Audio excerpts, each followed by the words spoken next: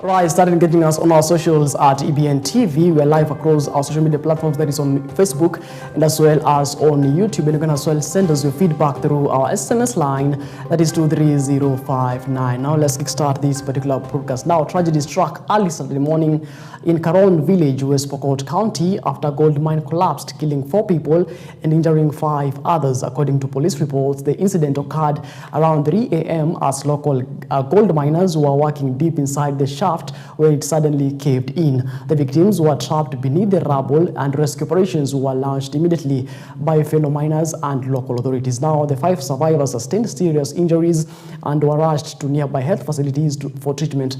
Authorities are monitoring their condition as investigations into the incident continue. The gold mining site, like many in the region, is said to be an informal setup lacking proper safety measures, raising concerns about the dangers faced by the artisanal miners in Kenya. Take a look. Iko ngine amevunjwa mguu, iko ngine amevunjwa mkono kwa juu ya pesa.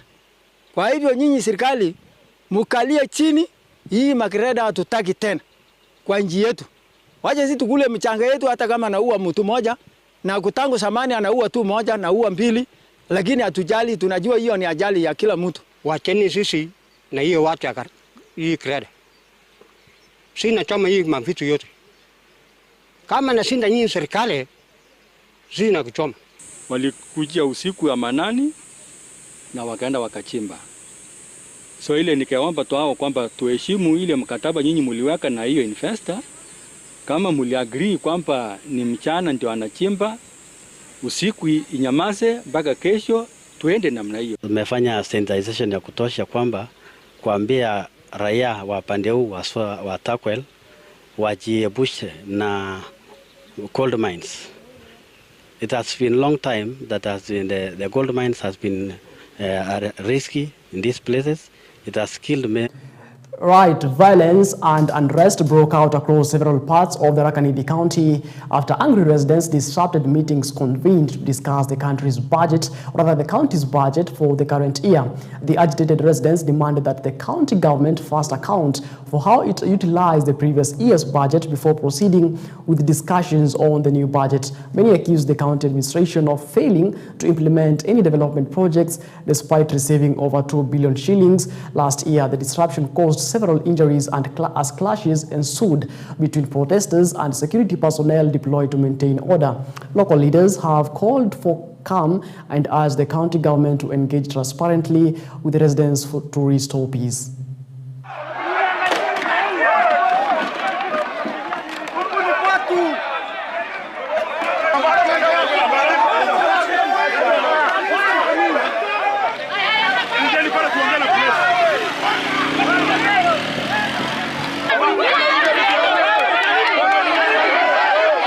Tumepewa budget ya county ya 2 billion na tumesisitiza tupewe hesabu ya 2 billion ilifanya nini Tharaka-Nithi County. Kamati ikiongozwa na Bwana Gaturo ambaye ni chair wa budget wameshindwa kutueleza. Kwa hivyo tumewaambia waende warudie hesabu, wakuje watupatie ndio tuweze kufanya participation ya the current year. Naambia kamati ambayo inachunguza ufisadi, Tharaka-Nithi kumekuwa na hizo kesi ambapo pesa imekuwa ikitengwa haifanyi ile kazi inastahili kufanya. Sisi kama wananchi tunaomba hilo kamati ikuje ichunguze. Right, moving on, opposition leaders have strongly criticized the ongoing government fundraising projects, describing them as a clear indication of mismanagement and failure by the current administration. Speaking from various locations across the country, the opposition accused the government of lacking effective policies to rescue Kenya from the growing challenges of unemployment and rising cost of living. The leaders argued that instead of relying on fundraising initiatives, the government should focus on formulating and implementing robust economic strategies to address the pressing issue facing ordinary Kenyans. In addition, the opposition reiterated their commitment to ensuring that President William Ruto is voted out in the upcoming general elections, citing its failure, or rather his failure to fulfill the promises made to Kenyans during the campaign. Now, the opposition's criticism highlights growing dissatisfaction among political leaders and citizens alike who are concerned about the government's approach to tackling Kenya's economic challenges. Mambo yote ya serikali ya Ruto imeshindwa na wanakuja kila mahali. Sasa wameanzisha mfumo mwingine wa kufanya harambee kupitia nyuma, hata wanaita women empowerment. Walisema watasaidia mtu wa chini, lakini leo hii as we speak wameanza kufanya mambo ya harambee. Hatukuchagua kufanya mambo ya harambee. We want policies, we want ideas, we want job creation. Sikia alitumia Kalonzo vibaya. Siruto alitumia vibaya. Si wameshikana. Sasa mimi na Kalonzo tumetumia vibaya, tukishikana tupigane na hali kama sasa. Amen. Right, moving on, Deputy President Kithure Kindiki and the National Assembly Majority Leader Kimani Ichung'wah has urged residents of Machakos County and neighboring regions to disregard the political rhetoric of former Deputy President Rigathi Gachagua, describing him as a divisive figure who threatens national unity. During a two-day visit to the Ukambani region, Kindiki engaged with women groups across Machakos, Kitui and Makueni counties, highlighting the government's economic bottom-up agenda aimed at promoting development and empowering grassroots communities. Now, he emphasized the importance of focusing on development initiatives rather than premature political contents. Kindiki called on the youth to reject leaders driven by selfish ambitions, warning that Kenya's future depends on responsible and visionary leadership. Allied leaders local to President William Ruto have accused Gachagua of misleading Wiper Party leader Kalonzo Musyoka and branded him as a politician lacking clear direction. They argue that Gachagua needs a credible political platform if he intends to contest for the presidency. Speaking in support, Majority Leader Kimani Ichung'wah criticized Gachagua for allegedly undermining efforts by members of parliament to unite and assist vulnerable populations. Rais William Ruto amechaguliwa. Uchumi wetu ulikuwa umezorota. Uchumi ulikuwa umeharibika kwa sababu kwa karibu miaka miwili 2020 2021 hakuna kazi iliendelea Kenya na dunia mzima kwa sababu ya ugonjwa wa corona. Uchumi ukafungwa, biashara zikafungwa. Wamama ya Machakos ni watu wa maendeleo, na sisi tumekuja hapa ili mama ainuke, aongeze biashara, aende mbele ili Machakos wase kwenda mbele. William Ruto amesema ni tuta. Kazi bila breaks. Hebu nione Machakos kazi bila breaks, kazi bila breaks ya William Ruto.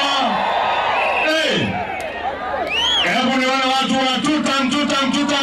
Now, Prime Cabinet Secretary and Cabinet Secretary for Foreign and Diaspora Affairs Musalia Mudavadi has called on Kenyans, rather the Kenyan youth, to exercise caution and responsibility in their use of social media, warning of serious consequences both locally and internationally stemming from its misuse. Speaking in Sabatia, Vihiga County, during the burial of Mzee Evans Agrey Luceno, Mudavadi acknowledged the transformative power of technology and social media in modern society, particularly in job creation, creativity, and communication. However, he cautioned that the same platforms, when misused, could pose grave dangers to the future of young people. The Prime Cabinet Secretary emphasized that many countries, including the United States, are redefining laws to regulate the use of social media. He noted that digital footprints are increasingly being scrutinized and that youth should be aware of the consequences that may arise from reckless online behavior. He warned that inappropriate social media activity could hinder opportunities such as travel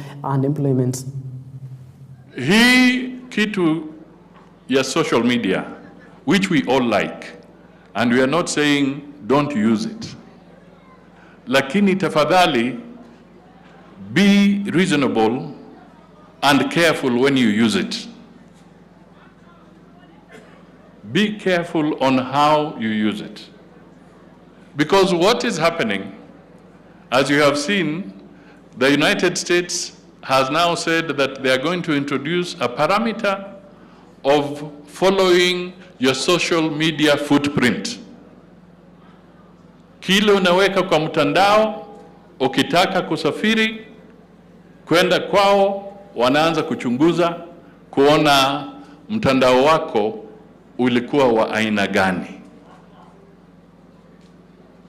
Kwa hivyo wewe kama ulikuwa mtu wa matusi, kama wakuweka watu kwa mambo ambayo haieleweki, utajipata matatani wakati unatafuta visa. Now, Prime Cabinet Secretary and Cabinet Secretary for Foreign and Diaspora Affairs Musalia Mudavadi has launched a scathing attack on former Deputy President Rigathi Gachagua, questioning his relevance in public discourse following his political fallout. Speaking in Sabatia, Vihiga County during the burial of course, Mzee Evans Aggrey Luceno, Mudavadi stated that leaders who have faced impeachment or serious political rejection should refrain from lecturing the public or using directives on national matters. Mudavadi's remarks comes amid growing political realignments and debate over the country's leadership direction, with Gachagua recently voicing strong opinions on governance and unity. In contrast, Mudavadi praised the emerging spirit of unity and collaboration witnessed in the recent political merger between President William Ruto and opposition leader Raila Odinga. He described the renewed cooperation as a positive step towards a broad-based government that seeks to include all Kenyans, regardless of political or ethnic affiliations. And he knows that when somebody has been impeached, he has no business going around and misleading people. The country is bigger than any of us as individuals. It is time for us to move forward, and I wanted to really request that we do just that as we go forward. Not too long ago, President Ruto and myself were on the front line campaigning for our elder brother, Raila Odinga, to become the chair of the African Union Commission. That again was a way of saying that we can work together going forward. So even now, I want to tell you people, we can work together. Raila is somebody whose faculties are intact. His faculties are fully intact. And Raila has made the deliberate decision as the leader of the ODM party to make sure that ODM partners with Kenya Kwanza in moving forward and tackling the challenges of this country. Please remember what I have said. With his full faculties, he has a reason why he wants people to work together. So let us work together. Let us not look at things from always the black and gray agenda or black and white. Make sure that we strive to make devolution work and it becomes successful. We may have teething problems or obstacles from time to time, but we shall not abandon devolution. Right, moving on, Kirinyaga County Governor Anne Waiguru has urged elected leaders to exercise mutual respect and avoid unnecessary political conflicts that may derail development. In a strongly worded statement, Governor Waiguru emphasized that she would not tolerate being used as a political scapegoat by rivals seeking to gain popularity. Speaking during a public address, Waiguru called on fellow politicians to focus on fulfilling the promises they made to the electorate instead of engaging in baseless political wars. The governor reassured residents that she is still in the planning phase and is working closely with the national and regional leaders to ensure sustainable development and political stability in the region. She appealed to Kirinyaga residents to remain calm and patient as her administration works to strengthen its engagement with the national government for the benefit of the county. Waiguru further advised voters to critically evaluate the track records of politicians seeking support ahead of the 2027 general elections. She made it clear that she would not be drawn into political drama at the expense of delivering services to the people of Kirinyaga County. Watu siku hizi nimesema wamerevuka sana. Na siku hizi vile siasa ilikuwa inafanywa kitambo, mnadanganya watu, siku hizi haiwezekani. Hakuna kitu ambazo unaweza kusema umefanya na haujafanya. Kwa sababu ukimaliza kusema tu hivi, mtu ashaonesha amesema amejenga lakini hajafanya nini? Hajajenga. Ndio kwa sababu unaona mimi nimenyamaza. Mimi nimenyamaza, niko kazini. Hii muda ambayo tuko nayo hapa tunafanya bajeti ya Kirinyaga. Na kama hamjui, Kirinyaga ni amongst the lowest financed counties. We are 6th from the bottom. Out of the 47 counties, ukihesabu kutoka namba last chini, sisi ndio namba 6. Pesa ile kidogo tunapewa na serikali kuu. Kwa hivyo mimi kama gavana sina hiyo luxury ya kushinda nikiongea. Mimi nikimbie nikitafutia watu wa Kirinyaga kule maendeleo itatoka. Kwa sababu hiyo pesa ukiangalia sana development tunabaki na 1 billion shillings. 1 billion only for development. Ikipita kama hii mwaka ambayo imepita ikafika 1.2. Mwaka huu tunatarajia maybe itafika 1.4. 1.4 for development. Hiyo ndio atikazi governor amepewa na hii Kirinyaga yote. Kwa hivyo lazima ningefikiria ni nini ingeweza kusaidia watu wa Kirinyaga. Nione vile investors, collaboration, development partners wanaweza kuja tushirikiane, waongezee kule hatuna. Sisi tufanye bajeti yetu na county assembly, tuone vile tunaweza gawanyisha pesa kidogo ile tuko nazo, tulete maendeleo Kirinyaga.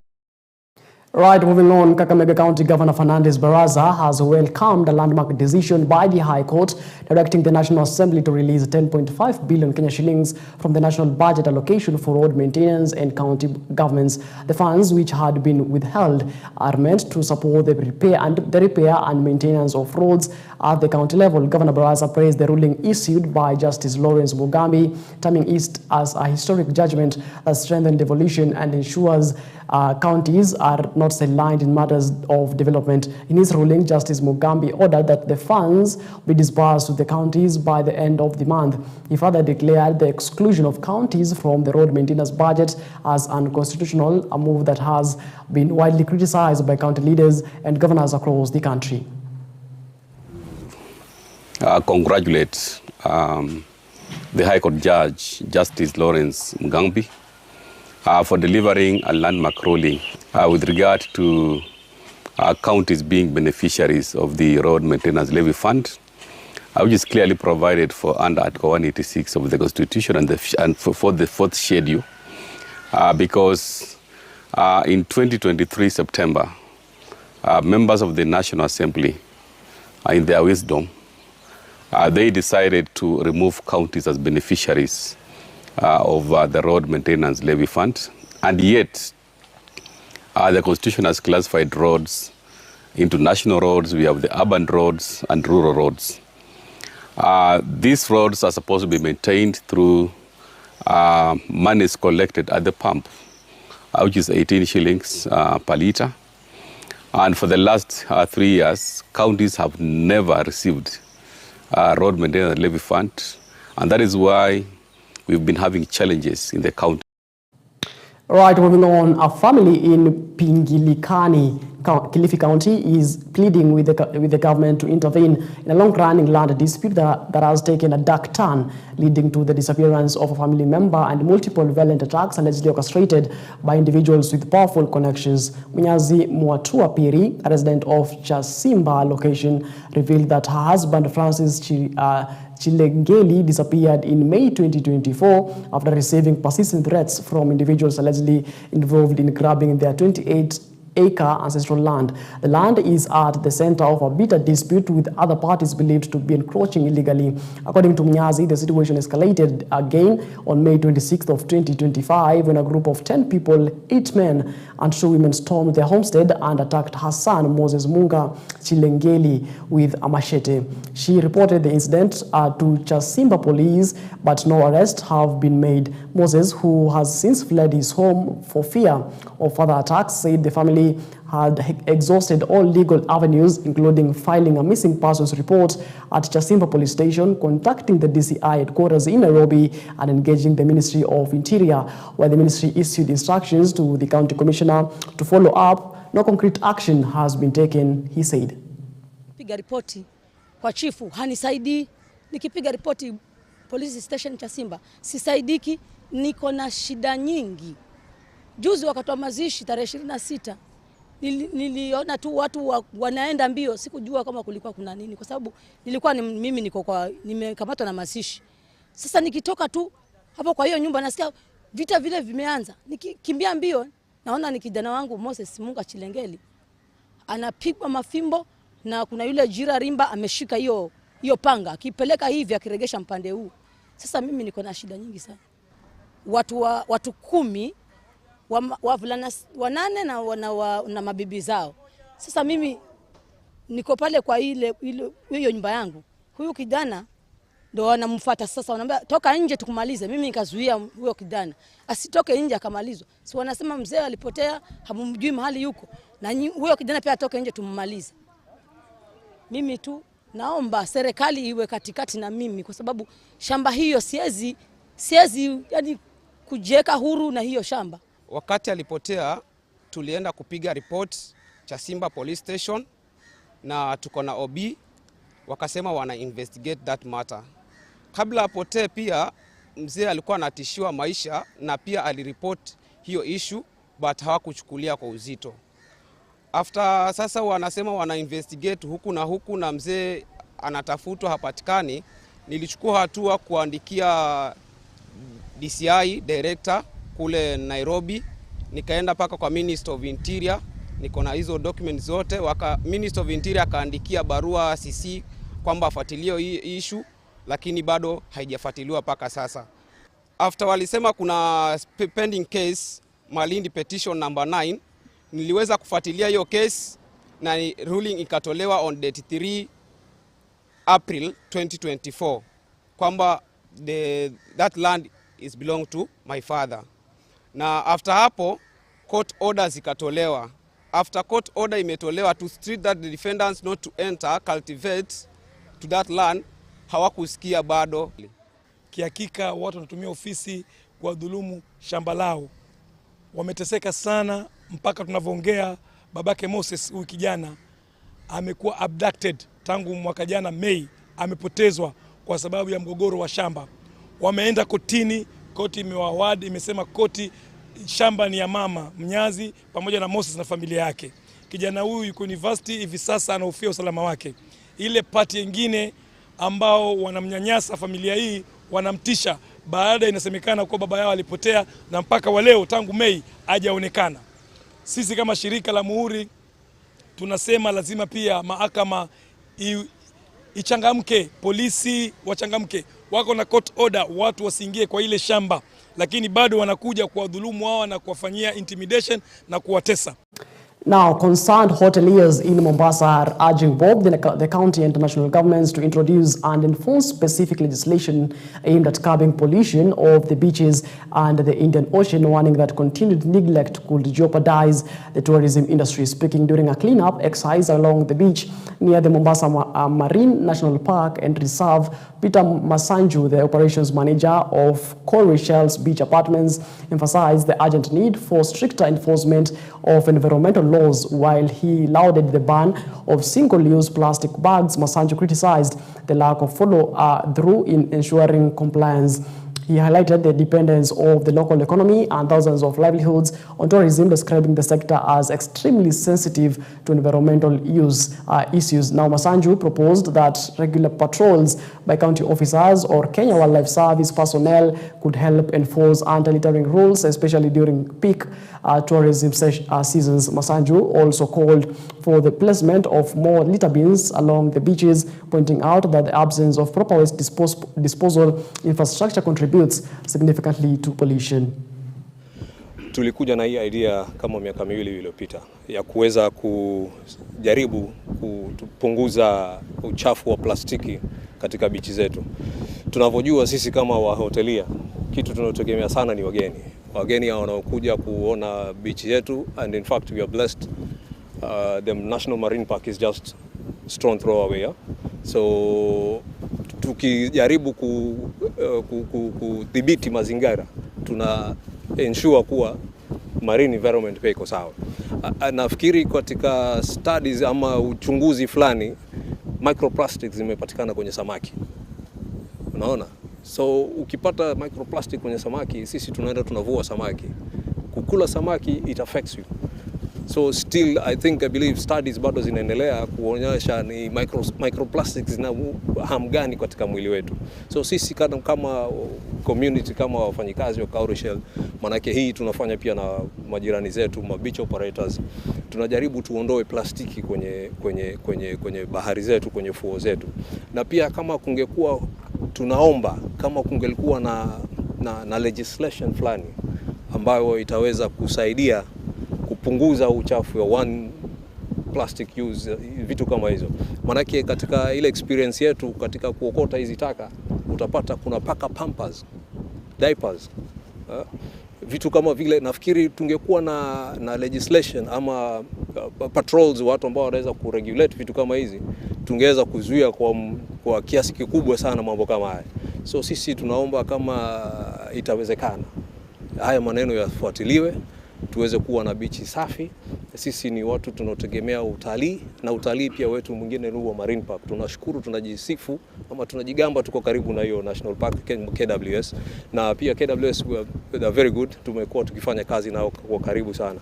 So I believe tukiwa na legislation kama hiyo, tunaweza kusaidia sana ukuzaji wa marine life. Watu wa mtaani kusema kweli hawana ufahamu. Tungeweza kupatia ufahamu, waelezwe. Maanake utapata kila aina ya uchafu iko pale, taka za mapike, taka za chupa za maji, za kila aina vitu. So tungeomba uhamasisho, na sisi hapa kama sisi huwa tunajaribu sana kuhamasisha. Ukiketi kwenye bichi, kuwa na pahali unaweza tupa taka. Kuwa na pahali unaweza tupa taka itatusaidia in future kupunguza ile rate ya kufanya cleaning. So after a while we saw our beach was very, very dirty with microplastics and everything you can imagine who don't belong on the beach. So me and Peter, we said we need to do something. So now I think it's 2 years, Peter. Yes. Every 2 weeks we collect all the rubbish from our beach. That we are polluting our ocean, and we need to have good fish, we need to have clear water. Right, it is exactly 30 minutes past the top of the hour. That's going to wrap up our bulletin here on EBN Weekend Edition. But before we do that, I just want to sample some of your feedback here on Facebook. And Sami M says, watching from Sabaki. Kennedy Jumba Sirigwa, of course, says he is watching. And Lusweti K.E., Mika, Getty Getray, David Dinjue, Chima Majid, and of course Lauren Kelly, and of course Mary Natasha. Tunasema asante sana for being part of the broadcast. My name is Macharia signing off. Do have yourself a lovely night, and of course remember to go to church tomorrow, and let's do this again when God says we do.